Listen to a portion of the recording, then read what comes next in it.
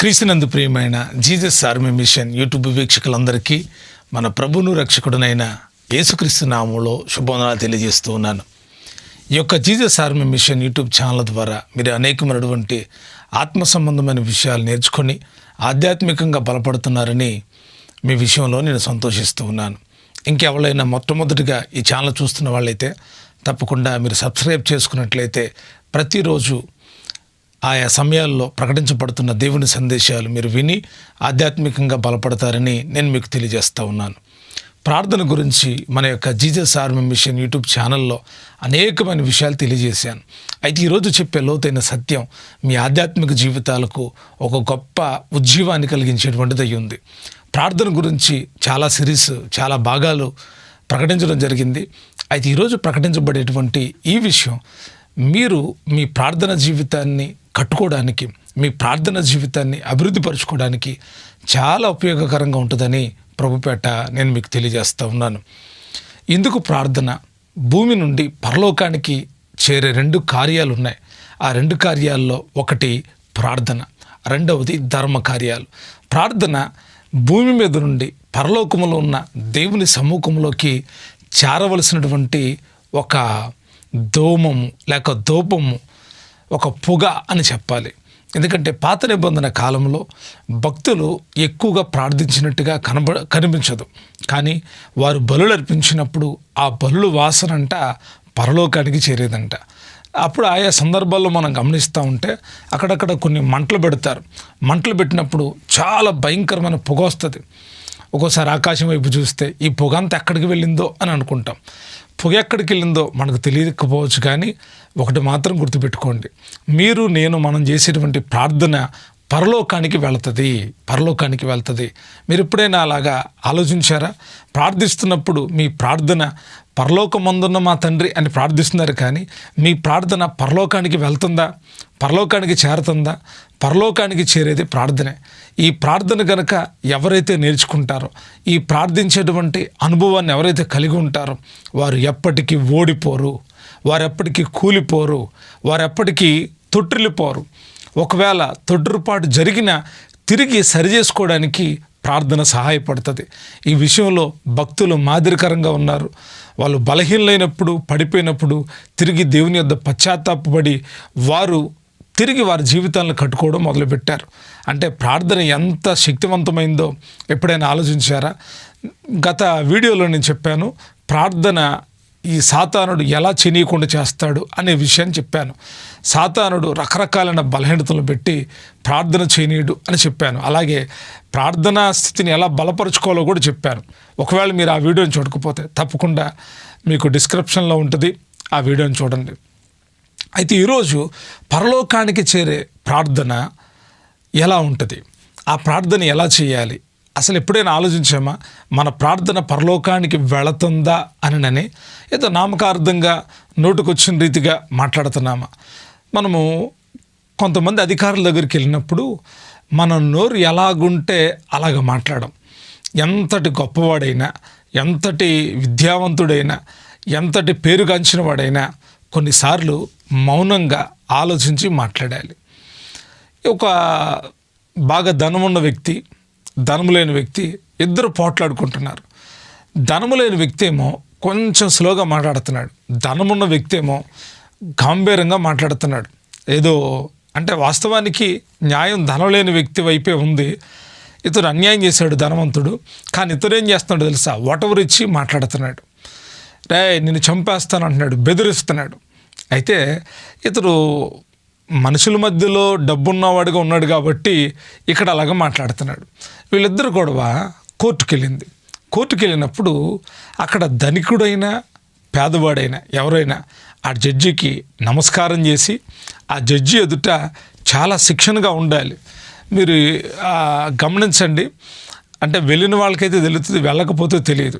నేను కొన్ని సందర్భాల్లో కొందరు విషయంలో కోర్టుకి వెళ్ళాల్సినటువంటి పరిస్థితులు ఏర్పడినప్పుడు చాలా సందర్భాలు వెళ్ళాను నేను. అక్కడ చూస్తూ ఉన్నప్పుడు అక్కడ ఒక అటెండర్ ఉంటాడు, పేరు పెట్టి పిలుస్తాడు. పిలిచినప్పుడు అతను ముందులో ఏం చూస్తాడో తెలుసా? ఈ కాలర్ ఉంది కదా, ఈ కాలర్ బటన్, ఈ పై బటను, ఈ కాలర్ బటన్ తీసేసింది అనుకోండి, లోపలికి వెళ్ళో చేయి, ముందర ఈ బటన్ పెట్టుకో అంటాడు. నేను కోటీశ్వరుని, నా బంగారం కనపడాలి, లేకపోతే నా హోదా కనపడాలి, నేను నా ఈ గుండి తీసేస్తాను, చేతులు మడత పెట్టేస్తాను, అక్కడికి వెళ్ళి నిలబడతానంటే కుదరదు. ఆ జడ్జి ముందుకు వెళ్ళేటప్పుడు చాలా విషయాలు అక్కడ నేర్చుకుంటాం. అక్కడ జడ్జికి విన్నవించేటప్పుడు ఏమండి వాళ్ళు అడిగిన దానికి మాత్రమే సమాధానం చెప్పాలి.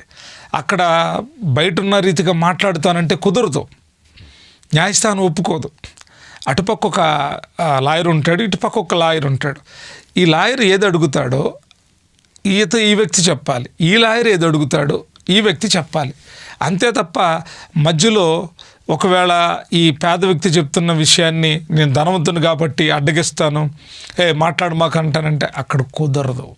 ఎందుకనంటే అది న్యాయస్థానం, అక్కడ న్యాయం జరిగేటువంటి స్థలం. ప్రార్థనలో గొప్ప శక్తి ఉంది. మీ ప్రార్థన కనుక పరలోకానికి వెళ్తే దేవుడు తప్పకుండా జవాబును అనుగ్రహిస్తాడు, తప్పకుండా దేవుడు జయమిస్తాడు. అయితే ప్రార్థనకి ఏమవుతుంది అంటే చాలా ఆటంకాలు కలుగుతున్నాయి. ఏ ఆటంకాలు కలుగుతున్నాయి? సాతానుడు కలిగించే ఆటంకాలు ఉన్నాయి, కొన్ని మనకు మనంగానే కలిగించుకునే ఆటంకాలు ఉన్నాయి. అందుమూలాన మన ప్రార్థన పరలోకానికి వెళ్లకుండా అడ్డగించబడుతుంది, పరలోకానికి చేరట్లేదు. ఆయన న్యాయపీఠం దగ్గరకు వెళ్తే, ఆయన సింహాసనం దగ్గరకు మన ప్రార్థన వెళ్తే తప్పకుండా జవాబు వచ్చింది. జవాబు రాని ప్రార్థనలు ఎన్నో మనం చూస్తూ ఉన్నాం. ఎందుకండి జవాబు రావట్లేదు? ఎందుకు మన ప్రార్థనలు పరలోకానికి చేరట్లేదు? ఒకవేళ చేరిన వాటికి ఎందుకు రిప్లై రావట్లా? చాలామంది దైవజనులు చెప్తారు, ఇర్మియా గ్రంథం 33వ అధ్యాయం 3వ వచనం ప్రకారం, నాకు మొరపెట్టుము నేను నీకు ఉత్తరం ఇచ్చేదనని ప్రభు చెప్పాడు. ఇది ఒక క్రైస్తవుడికి ఫోన్ కాల్ లాంటిది, దేవుని దగ్గరికి ప్రార్థించేటువంటి నెంబర్ లాంటిది అని చెప్తారు. నిజమే అనుకోండి అలాగే. కానీ మీరు ప్రార్థన చేసినప్పుడు ఆ ప్రార్థన పరలోకానికి వెళ్తుందా? ఆ ప్రార్థన ప్రభు పాదాల దగ్గరికి వెళ్తుందా? ఆ ప్రార్థనని దేవుడు వింటున్నాడా? వింటే జవాబు ఇవ్వాలి కదా, వింటే కనికరించాలి కదా, వింటే ఆదరించాలి కదా. ఆ జవాబులు మీరు పొందుకుంటున్నారా? ఒకవేళ మీరు పొందుకోకపోతే నేడే పరీక్ష చేసుకోండి. ఎందుకు నా ప్రార్థనకు జవాబు రావట్లేదు? ఎందుకు నేను ప్రార్థించలేకపోతున్నాను? ఎందుకు నా ప్రార్థన ప్రభు వింటలేదు అని ఒక 2 నిమిషాలు, ఒక 10 నిమిషాలు కూర్చొని మిమ్మల్ని మీరుగా కూర్చొని ఆలోచించండి. ఎప్పుడు దేవుడు ప్రార్థన వినడంటే, నీ లోపల పాపాన్ని ఉంచుకొని నువ్వు దేవుని సన్నిధిలో ప్రార్థన చేస్తే ఆయన నీ ప్రార్థన వినడు. ఇది నేను చెప్తున్న మాట కాదు, దేవుని వాక్యం చెప్తున్న మాట, పరిశుద్ధాత్ముడు తెలియజేసిన మాట. నీ హృదయం లోపల పాపాన్ని పెట్టుకొని ప్రభువా ప్రభువా అని పిలిస్తే ప్రభు వింటాడా? వినడు, ఆలకించడు. నువ్వు ఎంత మొత్తుకోగాక, నువ్వు ఎంత ఏడుగాక, నువ్వు ఎంత ప్రయాసపడుగాక ఏ మాత్రం కూడా ఆయన వినడు. ఎందుకు వినడు? నీ హృదయం లోపల ఏం పెట్టుకున్నావు? పాపాన్ని పెట్టుకున్నావు. పైకి మాత్రం భక్తిపరుడివి, పైకి మాత్రం భక్తిపరురాలివి. పాపం లోపల పెట్టుకొని ప్రార్థన చేస్తే ఎలాగ దేవుడు వింటాడు? ఇది న్యాయమేనా? లేదు, వినడు ఆయన. మరి ఎప్పుడు వింటాడంటే ఆ పాపాన్ని తీసే, ఆ పాపాన్ని విడిచిపెట్టు, ఆ పాపాన్ని ఒప్పుకో, ఆ పాప సంబంధమైన తలంపులన్నిటి విషయంలో శుద్ధీకరణ చేసుకో. అప్పుడు ఆయన నీ ప్రార్థన వింటాడు. ఎలా శుద్ధీకరణ అవుతుంది? నీ హృదయం లోపల పాపం ఉంది, అది ఎలా శుద్ధి చేసుకుంటావు? ఎలా ఒప్పుకోగలుగుతావు అంటే, దేవుడు నిన్ను హెచ్చరించినప్పుడు, వాక్యము నిన్ను హెచ్చరించినప్పుడు, పరిశుద్ధాత్మ నిన్ను గద్దించినప్పుడు నువ్వు ఒప్పుకో. ప్రభా నేను పాపినైనా, ప్రభా నేను ఫలాని విషయంలో పొరపాటు చేశాను, ముందు నన్ను క్షమించమని ముందర ప్రభు దగ్గర ఒప్పుకొని అప్పుడు ప్రార్థన చేయి. మరి ఒప్పుకున్నది దేవుడు వింటాడంటే వింటాడు. ఆయన చూస్తాడు, ఆయన వింటాడు, ఆయన స్పందిస్తాడు. మనం ఆరాధించే దేవుడు వింటాడైన మన ప్రార్థనని, మన కన్నీటిని ఆయన చూస్తాడు. మన మనసులో యోచించే ఆలోచన ఆయనకు తెలుసు. మన మనసులో ఏమి యోచిస్తున్నామో ప్రతి ఒక్కటి ఆయనకు తెలుసు. మరి ప్రార్థన ఎందుకు వినడండి అంటే, ముందు నువ్వు సరి చేసుకోవట్లేదు కదా. నువ్వు సరైపోయావు అని ఎప్పుడైతే దేవుడు నీ విషయంలో నిన్ను చూస్తాడో అప్పటి నుండి నువ్వు చేసే ప్రార్థనను ఆయన వింటాడు. కాబట్టి నేనేం చెప్తున్నానంటే, మీరు ప్రార్థించే ముందు హృదయ పరిశీలన చాలా ప్రాముఖ్యం. మీరు ప్రార్థించే ముందు మీ హృదయాన్ని పరీక్షించుకొని, నా హృదయంలో ఏమైనా పాపం ఉందేమో, నా హృదయంలో దేవునికి విరోధమైన కార్యాలు ఏమైనా ఉన్నాయేమో అని తలపోసుకొని హృదయాన్ని శుద్ధి చేసుకుంటే దేవుణ్ణి చూస్తావు. హృదయాన్ని శుద్ధి చేసుకుంటే నీ ప్రార్థన దేవుడు వింటాడు. నీ హృదయం శుద్ధి లేకపోతే ఆ నీ ప్రార్థన వింటాడా? విననే వినడు. ఎన్నిసార్లు మొరపెట్టుగాక ఆయన వినడు. ఇది మొదటి విషయం. ఆయన వినాలంటే ఏం చేయాలి? వాక్యాన్ని చదవాలి, వాక్యాన్ని గ్రహించాలి. దైవజనులు హెచ్చరించినప్పుడు ఒప్పుకోవాలి. ఒప్పుకోకుండా కప్పుకుంటే వాక్యం ఎలా చెప్తుంది? అతిక్రమములు దాచిపెట్టేవాడు వర్ధిల్లడు, వాటిని ఒప్పుకొని విడిచిపెట్టేవాడికి దేవుని కనికరం కలుగుతుంది. కనుక మన హృదయంలో పాపాన్ని పెట్టుకొని ప్రార్థించడం మూలాన మన ప్రార్థన పరలోకానికి చేరదు. మరి పాపాన్ని విడిచిపెడితే చేరుతుంది. అయ్యా, ఈ ఒక్క కార్యమైనా, ఇంకా ఏ కార్యాలు కూడా పరలోకానికి ప్రార్థన వెళ్ళనీయకుండా లేవా అంటే ఉన్నాయి, కొన్ని కార్యాలు ఉన్నాయి. చాలామంది ఆ యొక్క గుమ్మం దగ్గరకు వచ్చి తలుపు తడుతున్నారంట. అయ్యా, మాకు తలుపు తీ, మాకు తలుపు తీయనని. ప్రభువా, మాకు తలుపు తీయ్యా, మాకు తలుపు తీయని ఆయన అన్నాడు. మీరు ఎవళ్ళు అని అడిగాడు. అప్పుడు వాళ్ళు అన్నారు, ప్రభువా, మేము మీ నామాన అద్భుతాలు చేశాం, నీ నామాన స్వస్థత కార్యాలు చేశాం, మీ నామాన ప్రవచించాం, నీ నామాన దెయ్యాలు వెళ్ళగొట్టాం అని వాళ్ళు చెప్పారు. ఇవన్నీ యేసు ప్రభు వారికి తెలుసా అంటే తెలుసు. అయితే ఆయన ఏమన్నాడు తెలుసా? మీరెవళ్ళో నాకు తెలియదు అనే మాట మాట్లాడాడు. దీనికి ముందే ఉన్నాడంటే, అక్రమము చేయువార్లారా నా యొద్ద నుండి తొలగిపోండి. అంటే మీకు అర్థమవుతుందా? క్రమం కలిగి నడుచుకోకపోతే దేవుడు మన ప్రార్థన వినడు. క్రమం చాలా ప్రాముఖ్యం, పద్ధతి చాలా ప్రాముఖ్యం. క్రమముగా ఎదగాలి, క్రమముగా అభివృద్ధి చెందాలి, క్రమముగా మన యొక్క వర్ధిల్లడాన్ని దేవుడు చూస్తూ ఉంటాడు, ప్రజలు చూస్తూ ఉంటారు. బైబిల్ గ్రంథంలో అందరూ కూడా క్రమముగా ఎదిగినటువంటి వాళ్ళే. ఎవరినైనా మీరు ఎవరి జీవిత చరిత్రనైనా గమనించండి. ప్రతి వారికి సమయం ఉంది, ప్రతి వారికి ఒక టయాన్ని ఆయన ఏర్పాటు చేశాడు. అంతేగాని ఈరోజు సేవకు వచ్చారు కాబట్టి రేపటి రోజే లేకపోతే మరుసటి సంవత్సరానికి ఫలాలు వస్తాయి అనే ఆశ మంచిది కాదు. సేవలోనైనా, విశ్వాస జీవితంలోనైనా, ఆత్మీయ జీవితంలోనైనా అనుభవాలు చాలా ప్రాముఖ్యమైనవి. దేవుడు మోషేను వాడుకున్నప్పుడు ఒక క్రమాన్ని నేర్పించాడు. ఐగుప్తులో 40 సంవత్సరాలు ఉన్నాడు. విద్యాప్రావీణ్యుడు, మాట నేర్పరగలిగినటువంటి వాడు, సకల విద్యలు అభ్యసించినటువంటి వాడు ఐగుప్తులో. కానీ ఏం చేశాడో తెలుసా? అక్కడ నుండి దేవుడు గొర్రెలు కాయడానికి తీసుకొని వెళ్ళాడు. గొర్రెల మందల్ని ఎన్ని సంవత్సరాలు మేపాడో తెలుసా? 40 సంవత్సరాలు గొర్రెల మందలను మేపాడు. అప్పుడు ఆ తర్ఫీదునిచ్చి, ఆ తర్ఫీదు ముగింపు కాలంలో దేవుడు దర్శించి మోషేను బలపరిచి ఇశ్రాయేలు ప్రజల మధ్యకు నాయకుడిగా దేవుడే సిద్ధం చేసి పంపించాడు. అంటే ఇక్కడ సమయం ఉందా లేదా? సమయం ఉంది. అంటే నేనేమంటానంటే, మనము క్రమం కలిగి ఉన్నప్పుడు దేవుడు మన ప్రార్థనను వింటాడు. క్రమం లేకుండా మనం చేసే ప్రార్థనలు దేవుడు వింటాడా? వినడు. అక్రమాన్ని గుండెల్లో పెట్టుకొని, అక్రమ కార్యాలను మన యొక్క హృదయాల్లో ఉంచుకొని, దేవుడికి విరోధమైన కార్యాలను మన గుండెల్లో పెట్టుకొని క్రమం లేకుండా జీవిస్తూ ఉండి ప్రార్థన చేస్తూ ఉంటే దేవుడు వింటాడు అనుకుంటున్నారా? విననే వినడు. మరేం చేయాలి? క్రమము కలిగి నడుచుకోవాలి. దేవుడు చెప్పాడా? ఆ రీతిగా చేయండి. దేవుడు చెప్పినట్టు చేస్తే ఆయన మన ప్రార్థన వింటాడు. ఆయన చెప్పందో నువ్వు చేసావు అంటే ఆయన మీ ప్రార్థన విననే వినడు. కాబట్టి రెండవదిగా క్రమం కలిగి నడుచుకోవాలి. మూడవదిగా మన ప్రార్థనలు దేవుడి సన్నిధికి చేరకపోవడానికి గల కారణం ఏంటంటే, చాలామంది దేవుడిని అడుగుతున్నారంట. ఎలా అడుగుతున్నారంటే, మంచి ఉద్దేశంతో అడగట్లా, దురుద్దేశం కలిగి అడుగుతున్నారు. దురుద్దేశంతో ఈ లోకంలో ఏ పనున్నా చేయి. దురుద్దేశంతో మంచివాడి జీవితాన్ని నాశనం చేస్తున్నాం. దురుద్దేశంతో మంచి కుటుంబాలను పాడు చేస్తున్నాం. నీ లోపల ఉన్న దురాశ వలన ఎదురోళ్ళని చెడ్డవాళ్ళని చేస్తున్నాం. నీ లోపల కలిగిన దురాశతో ఎదుటి వాళ్ళని నాశనం చేసి వాళ్ళ ఆస్తిని దోచుకుంటున్నాం. ఈ రీతిగా దురుద్దేశంతో చాలా చేస్తున్నాం. చెయ్యి, వాటికి ప్రతిఫలం ఉంది. కానీ దేవుడి దగ్గరకు వచ్చి కూడా దురుద్దేశంతో నువ్వు మొరపెడుతున్నావు అంటే, నీ భోగాల నిమిత్తం దురుద్దేశంతో అడుగుతున్నావు అంటే దేవుడు నీ ప్రార్థన వింటాడు అనుకుంటున్నావా? వినడో. నీ ప్రార్థన 4 గోడల మధ్యలోనే ఉంటుంది. ఎందుకంటే నువ్వు మంచి ఉద్దేశంతో ప్రార్థన చేయట్లా, చెడ్డ ఉద్దేశంతో ప్రార్థన చేస్తున్నావు. నాశనాన్ని కోరుకుంటున్నావు, శాపాన్ని కోరుకుంటున్నావు. మనకి కీడు చేస్తారండి చాలామంది, కీడు చేస్తారు. ఏం చేయాలి మనం? ఏమని ప్రార్థన చేయాలి? ప్రభువా, వాళ్ళు నాకు కీడు చేశారు కాబట్టి వాళ్ళు ఇంకా నాశనం అయిపోవాలయ్యా అని ప్రార్థన చేస్తే ఆ ప్రార్థన చేరుకుంటుంది అనుకుంటున్నారా?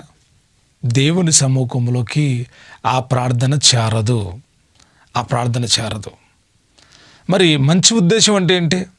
వారు నీకు కీడు చేసినా నువ్వేం చేయాలి తెలుసా? ప్రభువా, వారు తెలియక చేశారు, క్షమించండి, వారికి మేలే చేయండి అంటే అప్పుడు ఆయన తన పని ప్రారంభిస్తాడు. కీడు చేసిన వాడు ఒకవేళ మారు మనసు పొంది ప్రభువుని అంగీకరించి మీకు మేలు చేయడానికి ఇష్టపడ్డాడంటే అతని ప్రార్థన దేవుడు వింటాడు. కీడు చేసిన వాడు మళ్ళీ అతను కూడా ప్రార్థన చేస్తూ ఉన్నాడు అనుకో, అతను కీడు చేసింది కాక మళ్ళీ ప్రార్థన చేస్తున్నాడు, దేవుడు వింటాడా? వినడు. కానీ నువ్వు మేలు చేసావు, అతను కీడు చేశాడు, అతని కీడు అతనికి శాపంగా మారుతుంది. ఎప్పుడంటే నీవు అతనికి మేలు కలగాలని ప్రార్థించినప్పుడు. కీడు కలగాలని కాదు, మంచి ఉద్దేశంతో ప్రార్థించాలి. దురుద్దేశాలు వద్దు. దురుద్దేశాలు ప్రభు యొక్క బిడ్డల హృదయంలో ఎప్పటికీ ఉండకూడదు. దురుద్దేశం మన మనసును పాడు చేస్తుంది, దురుద్దేశం మన హృదయాన్ని పాడు చేస్తుంది, దురుద్దేశం మన శరీరాన్ని పాడు చేస్తుంది.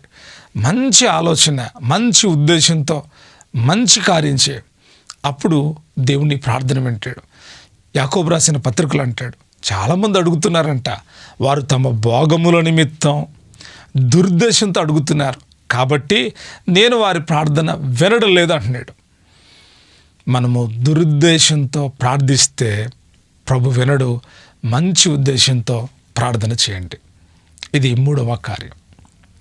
4వదిగా మీరు దేవుణ్ణి అడిగేటప్పుడు విశ్వాసంతో అడగండి. విశ్వాసంతో దేవుడు చేస్తాడని అడగండి.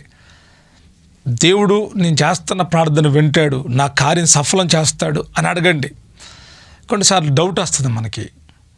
మన డౌటే మన ప్రార్థన పరలోకానికి వెళ్ళనీయకుండా చేస్తుంది. దేవుడికి ప్రార్థన చేస్తున్నాం, ఏంటి డౌట్ ఏంటంటే, ఇది జరుగుతుందంటావా? ఇన్ని సంవత్సరాలు జరగలేదు, ఇప్పుడు జరుగుద్దంటావా? చాలామంది ప్రార్థన అంటే ఏమనుకుంటారంటే, ఈరోజు చేసాం కదా అయిపోయింది, ఇక రేపు దేవుడికి చెప్పాల్సిన అవసరం లేదనుకుంటారు. రేపు చెప్పాల్సిన అవసరం లేనివి కొన్ని ఉన్నాయి, కానీ ప్రతిరోజు చెప్పాల్సినవి కొన్ని ఉన్నాయి.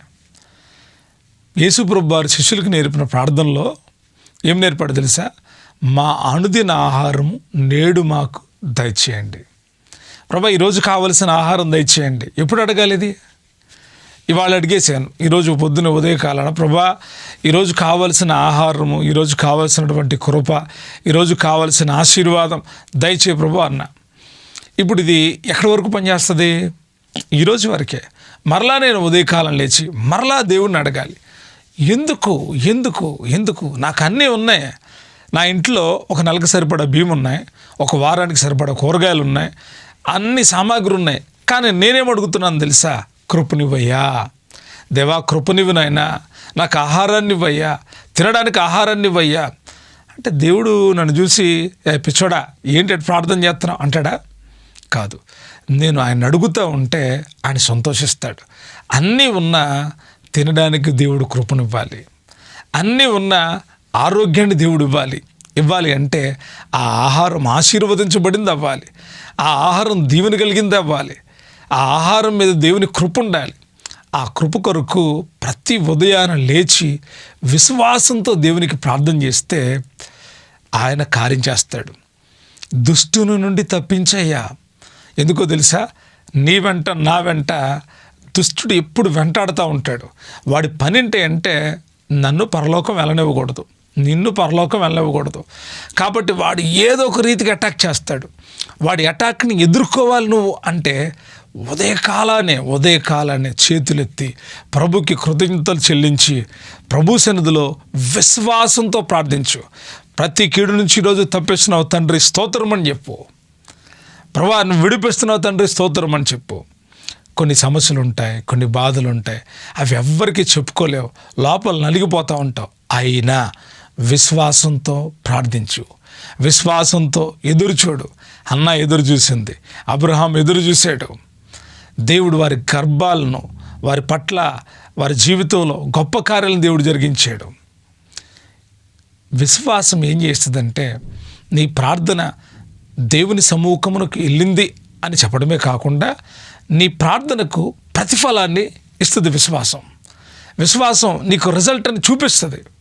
నీ లోపల ఉన్న విశ్వాసం ద్వారా నువ్వు ప్రార్థించినప్పుడు నీకేమవుతుంది అంటే నా ప్రార్థన దేవుడు విన్నాడు, నా ప్రార్థన దేవుడు ఆలకించాడు, నా ప్రార్థనకు దేవుడు జవాబిస్తాడని ధైర్యంతో మీరు ఉండగలుగుతారు. ఎప్పుడు?